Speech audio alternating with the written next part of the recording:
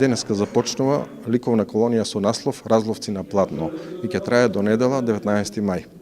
Учество ќе земат реномирани и афирмирани ликовни уметници од Делчево, како и талентирани ученици од Општинското средно училиште Методи Митевски Брицо. Оваа колонија има две цели.